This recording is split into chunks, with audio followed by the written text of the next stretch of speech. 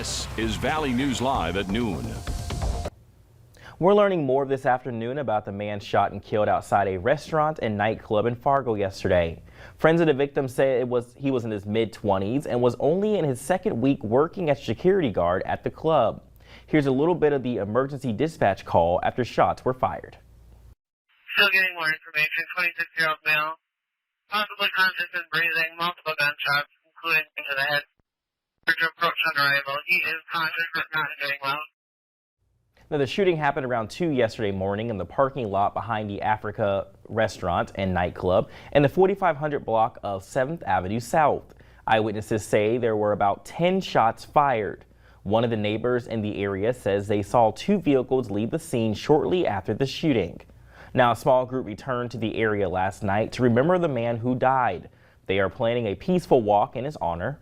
Fargo police have not yet released the victim's name and no arrests have been made. They're urging anyone with information to call Red River Dispatch or text Fargo PD to 847-411. Well, new at noon, 2 people are displaced after a fire at an apartment complex in Dilworth this morning. Reports of black smoke coming from the building on Center Avenue came in around 8:30 this morning. Now, Sheriff Mark Empting says when they arrived, smoke was coming out of the roof. The fire affected 2 third-floor apartments, and firefighters were able to quickly put it out. No one was hurt, and no word yet on what started that fire.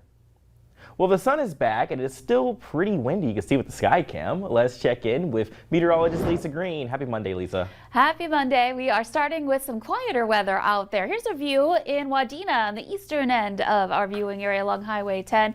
Busy lunch hour there along the highway. And we are looking at conditions that are going to be more on the sunny side. This is an area that had some fog earlier on this morning, and you can see that blue sky that we're enjoying there. So here's a look at your radar and satellite map. Those clouds moving on. There are still a few out in the valley, but overall we're looking at mostly sunny skies, and the thicker cloud cover has cleared. So looking at some good conditions here. The problem will be the wind. Yet again today we're looking at wind speeds that are into the 20s and even some 30s, a gust to 38 miles per hour in Grand Forks, and in Fargo we're at 29 miles per hour. And you can see our sky cam at the Luther Family Ford jostling a bit here as we're working our way into the afternoon. Temperatures moving up into the 70s and eventually hitting these 80s here as we head into the afternoon. So a warm one, a windy one, and we get some sunshine. So we get 2 of the 3 things that we want to enjoy some summer-like weather for. It's just that wind that's going to be an issue.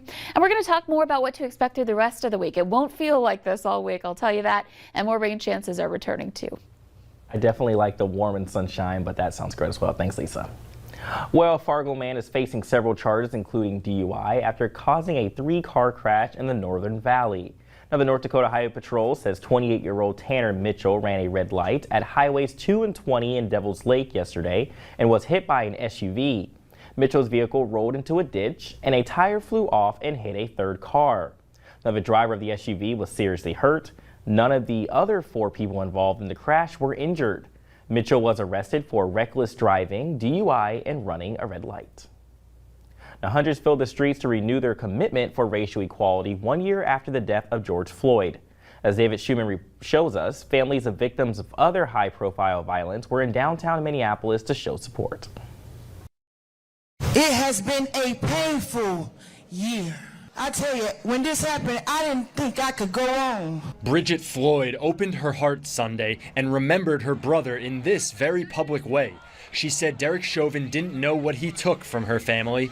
Through the foundation Bridget started in George's name, she's helped other black families, which touches on what this rally was about, George Floyd's legacy. George Floyd should not go down in history as just someone with a knee on his neck. George Floyd should go down as history that broke the neck of police racism. The refrain that's echoed through the streets of the world for just under a year now, justice for George Floyd, is not being retired after Chauvin's guilty verdict. Speakers called upon politicians in the audience like Senators Amy Klobuchar and Tina Smith and Governor Tim Walz to take action, like with passing the George Floyd Justice in Policing Act. The police reform bill has stalled in the U.S. Senate. We're better than this, America. We have to have a more just America. Families of victims of other high-profile violence were in downtown Minneapolis, too, to show support and solidarity to the Floyds. Oscar Grant's mom. That as his family is going forward, you must walk alongside of them. Eric Garner's mom, Emmett Till's cousin, and Jamar Clark's sister, among others. A march followed the rally, a familiar action that activists and protesters say will not stop until they get justice.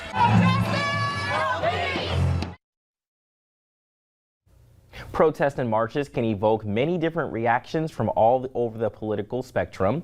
Reverend Al Sharpton said their rally was not anti-white or anti-police. It was anti-wrong and anti-viciousness. Well, now to an alert that may impact drivers in West Fargo. Starting today, repairs begin on 31st Avenue East, starting west on 4th Street. Drivers will be detoured on 4th Street at 32nd Avenue East and will need to follow a new route to reach houses in a residential neighborhood. Now, the intersections of 31st Avenue and 2nd Street East, Ridge Drive, and 3rd Street will be closed. Drivers will likely encounter congestion and delays during the morning and evening commutes. And overnight lane closures are happening on I94 Moorhead. This week's work will focus on sealing cracks on bridges and flushing and other residue that will deteriorate the bridges. The work is happening now through Thursday from 8 at night until 6:30 in the morning. Use 511 to check your routes before heading out. Now, law enforcement agencies are bumping up seatbelt patrols for the next 2 weeks. It's the annual Click It or Ticket campaign. Now, the Department of Transportation says not wearing a seatbelt results in more motor vehicle deaths in North Dakota than any other factor. Last year, 42% of people who died in crashes were not wearing their seatbelts. In Minnesota, 38 unbelted motorists have already died in 2021, compared to 25 this time last year. That's a 52% increase. Well, area students may have the option of learning virtually next school year. West Fargo Public Schools will be exploring the option at tonight's school board meeting. Now, Fargo Public Schools will not be offering a virtual option, but they're looking into a partnership with the North Dakota Center for Distance Education for families who may need it. Now, Moorhead is also looking into keeping the virtual option based on guidance they received from the state. Minnesotans who still need to get vaccinated have a couple of options in Clay and Polk counties this week. You can get the Moderna or Johnson & Johnson vaccine in Clay County tomorrow. Just head to the Young Comps Center between 3 and 5:30 in the afternoon. This is for anyone 18 and older. And if you're in Polk County, the Pfizer vaccine is available for anyone 12 and older on Thursday. The vaccine's available starting at 9:30 in the morning at the Public Health Office in Crookston. Registration is strongly encouraged. Well, coming up at noon, kids as young as 6 months old are getting the COVID vaccine through a new Pfizer trial. And some big ups and downs for temperatures this week. Weather to plan your day with meteorologist Lisa Green.